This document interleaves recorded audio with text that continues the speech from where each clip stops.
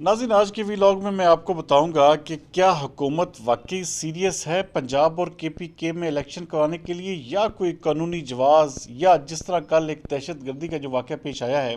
उसको सामने रखते हुए कुछ और फैसला करने जा रही है। आज आपने देखा कि कोर कमांडर्स कॉन्फ्रेंस भी हुई है, जबकि कौमी सलामती कमेटी का जो इजलास है वो भी अब बहुत जल्द 1 से 2 दिन में होगा, जिसमें बहुत सारे अहम फैसले किए जाने का इम्कान है। और हुकूमत वफाक जो है इस वक्त इसी कोशिश में लगा हुआ है कि ये दोनों असम्बलीज़ के जो इलेक्शंस हैं किसी न किसी तरह से पोस्टपोन हो जाएं। लेकिन नाज़रीन, मैं आज भी उस बात पर कायम हूँ कि ये इलेक्शन पोस्टपोन किसी भी सूरत में नहीं किए जा सकते। हुकूमत चाहे जितनी मर्ज़ी कोशिशें कर ले, लेकिन निगरान हुकूमतें जो है वो सिर्फ़ और सिर्फ 90 दिन के लिए आती हैं। 90 दिन के बाद या तो फिर आपको ये करना पड़ेगा कि मुल्क में एमरजेंसी का नफाज करना पड़ेगा, जैसे परवेज़ मुशर्रफ ने किया था, और या फिर कोई ऐसी सूरत हाल उसके अलावा है नहीं, एमरजेंसी के अलावा उसमें माशी एमरजेंसी ले लें, या हालात जो दहशतगर्दी का जो वाक़या हुआ है उसको जवाब बनाकर। लेकिन पाकिस्तान में नाज़रीन, ये दहशतगर्दी पिछले कई सालों से ये वाक़यात हो रहे हैं, लाहौर समेत, कराची समेत, मुल्क के तूल अर्ज़ में हर जगह पर ऐसे वाक़यात रूनुमा होते हैं। लेकिन ज़िंदगी इसी तरह हमारे मुल्क में चलती है, क्योंकि हम यहाँ पर इतने ज़्यादा यूज़ टू हैं कि यहाँ पर आए दिन कोई ना कोई ऐसा सान्या, कोई ना कोई ऐसा वाक़या होता रहता है। इन चीज़ों को जवाब बनाकर अपने जो एक फ़राइज़ हैं, ख़ास तौर पर इलेक्शन कमीशन जो है, इससे किसी भी सूरत में ओहदा बरा नहीं हो सकता कि इलेक्शंस को जो है वो डिले किया जाए। हुकूमत, ज़ाहिर बात है, इस वक्त मुस्लिम लीग नून के लिए ये सबसे ज़्यादा, जिसे कहते हैं, ये उनकी छेड़ बन चुकी है कि जब भी उनको इलेक्शंस का नाम लिया जाए तो मेरे ख्याल में उनको तो ऐसे लगता है जैसे उनको कोई कहते हैं कि मौत के परवाने पर दस्तखत करने वाली बात है। लेकिन ये जाना पड़ेगा आवाम के पास ही, कोई भी सूरत नहीं है आप अपना इक़्तिदार जो है इसको, हाँ, वक्ती तौर पे 1 2 महीने 3 महीने का तूल तो दे सकते हैं, लेकिन इससे नुकसान सरासर मुस्लिम लीग नून और ये जो पीडीएम जमातें इन्हीं का होगा। इस वक्त मैं फिर भी आज इस बात पर कायम हूँ कि मेरी नज़र में अगर आज इलेक्शंस होते हैं तो इमरान खान जो इस वक्त पूरी पार्टियों के लिए हवा बने हुए हैं, उनकी जो अंदरूनी लड़ाइयाँ हैं वो जो है वो तरीके इंसाफ को कमज़ोर करेगी। और आप देखेंगे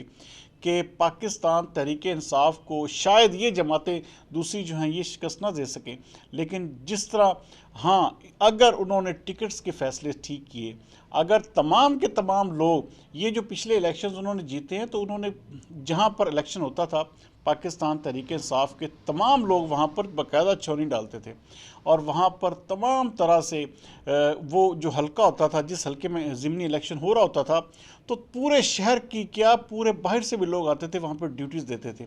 लेकिन जब जनरल इलेक्शन होते हैं नाज़रीन, तो हर एक कैंडिडेट, क्या हर एक पार्टी को अपनी अपनी पड़ी होती है, और कोई भी एक इलाके का बंदा दूसरे इलाके में जाने की पोजीशन में नहीं होता। तो ये बड़ा टफ इलेक्शन होता है, उसमें कोई बहुत नैरो मार्जिन के साथ तो हो सकता है कि कोई आप किसी को हरा दें, लेकिन ऐसा बिल्कुल भी नहीं होगा कि सिंगल हैंडली जो है वो तरीके इंसाफ ही जीत पाएगी। हाँ, तरीके इंसाफ को सबसे बड़ा जो मेरी नज़र में जो ड्रॉबैक या जो सबसे बड़ा उसके सामने चैलेंज है, वो तरीके इंसाफ के अपने ही लोग होंगे। आप ये देखेंगे इस वक्त भी पाकिस्तान तरीके इंसाफ के जो लोग जो टिकट के ख्वाहिशमंद हज़रात हैं, वो उनकी तादाद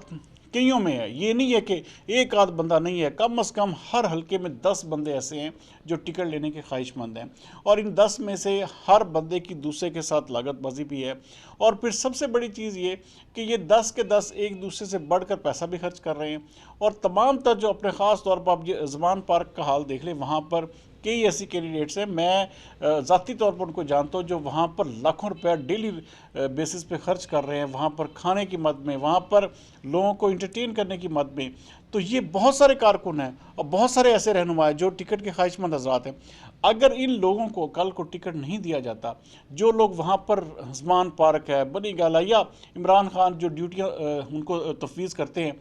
तो जब इनको टिकट नहीं दिया जाएगा नाज़रीन, ये मैं आपको लिख के देता हूँ कि ये लोग जो हैं ये पाकिस्तान तहरीक इंसाफ के झंडे पर नहीं खड़े रहेंगे, क्योंकि ये हर सूरत में फिर इलेक्शन लड़ेंगे। तो सबसे बड़ा मेरी नज़र में इस वक्त ये फ़ैसला होना चाहिए, हुकूमत को ये चाहिए कि फ़ौरी तौर पर पंजाब और केपीके में इलेक्शंस जो हैं वो अनाउंस करे। देखिए, अगर इन तमाम चीज़ों के बावजूद भी इमरान खान अगर जीतते हैं तो फिर अवाम के हक़ रायदही को आप रोक नहीं सकते। अगर अवाम चाहती है कि पाकिस्तान तहरीक इंसाफ हुकूमत में आए तो कोई भी उसके रास्ते में रुकावट नहीं बनना चाहिए। कोई इदारा, कोई इस्टेब्लिशमेंट, क्या किसी को भी उसके रास्ते में नहीं आना चाहिए। लेकिन आप देखें कि आप ये नहीं कर सकते कि आप हमेशा के लिए नहीं रहेंगे। ये चंद दिन की हुकूमतें होती हैं और इसके बाद जो इक़्तिदार होता है, जमहूरियत का मतलब ही यही है कि जिसकी मेजॉरिटी है, जिसको अवाम पसंद करती है, वही आगे आए। ना कि ये हो कि भाई अपने जो इक़्तिदार है उसको तूल देने के लिए हरबे ढूंढे जाएं। मैं आज भी इस बात पर कायम हूँ कि पंजाब में मुस्लिम लीग नून की हुकूमत बनेगी और हुकूमत बनाने की पोजीशन में पार्टी है। लेकिन अगर इसको डिले करेंगे, इस तरह के गलत फैसले करेंगे तो अवाम में मज़ीद बददिली फैलेगी और इस पार्टी जो पीडीएम की जमातें इनके ख़िलाफ़ मज़ीद नफ़रत में इजाफ़ा होगा। इसलिए कोई भी ऐसे फ़ैसले ना करें जिससे अवाम में कोई मनफी तासुर जाने का अंदेशा भी हो। इस वक्त हालात जो हैं वो दहशत गर्दी की जो लहर आई है इसके ऊपर ज़रूर फोकस करें तमाम इदारे। तमाम देखें, रोज़ाना की बुनियाद पर यह ख़बरें होती है कि जी वहाँ पर फ़लाँ ऑपरेशन हुआ, वहाँ पर फ़लाँ इतने बंदे गिरफ़्तार किए, फ़लाँ एजेंसी ने फ़लाँ कार्रवाई की। तो अपनी ये कार्रवाइयाँ, ये जो हमारे लॉ इन्फोर्समेंट एजेंसीज़ हैं प्लस हमारे जो सिक्योरिटी के इदारे हैं, वो अपना फोकस दहशत गर्दी को कंट्रोल करने पर रखें। लेकिन जो हमारे दूसरे इदारे हैं जैसे इलेक्शन कमीशन ऑफ पाकिस्तान है, अदालतें हैं, हमारी अदलिया है, तो ये तमाम का तमाम काम ये नहीं होता कि मुल्क रुक जाता है। मुल्क ऐसे वाक़यात के बाद ज़्यादा मजबूत होता है, अवाम एक दूसरे के साथ ज़्यादा यूनाइट होती है। तो इसमें किसी भी किस्म का जो तातुल या किसी भी किस्म की जो देर है वो मौजूदा जो हुकूमत है, जो इस वक्त पीडीएम की हुकूमत है, इसका नुकसान ज़्यादा होगा बनिस्बत पाकिस्तान तहरीक इंसाफ के। पाकिस्तान तहरीक इंसाफ के लिए के पास तो अब खोने को भी कुछ नहीं है। आप उनके प्रोपेगेंडा कह लें, आप उनको सब कुछ कह लें, लेकिन इस वक्त अवाम में वो अपना प्रोपेगेंडा अच्छे तरीके से बेच रहे हैं। काश के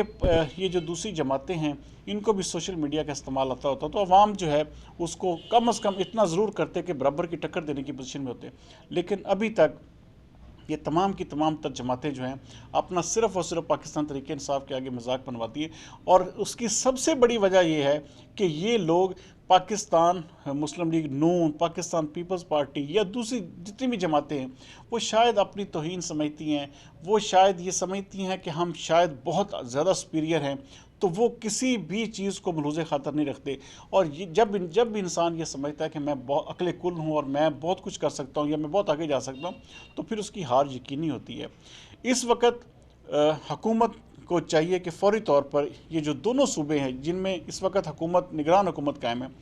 आपने आज बड़ी ज़बरदस्त स्टेटमेंट जो मुख्तलिफ़ कानूनी माहिरीन उनकी पढ़ी होगी कि कोई भी जो निगरान हुकूमत है वो 90 दिन के ऊपर जाएगी तो उसके ऊपर आर्टिकल 6 का नफाज होगा। तो ऐसी चीज़ों से, ऐसे इक़दाम से बचने के लिए हुकूमत वक्त को, इलेक्शन कमीशन ऑफ पाकिस्तान को फ़ौरी तौर पर इन दोनों सूबों में इलेक्शन करवाने का ऐलान कर देना चाहिए। कल तक के लिए सरदार अमीन जतोई को दीजिए इजाज़त। पाकिस्तान जिंदाबाद।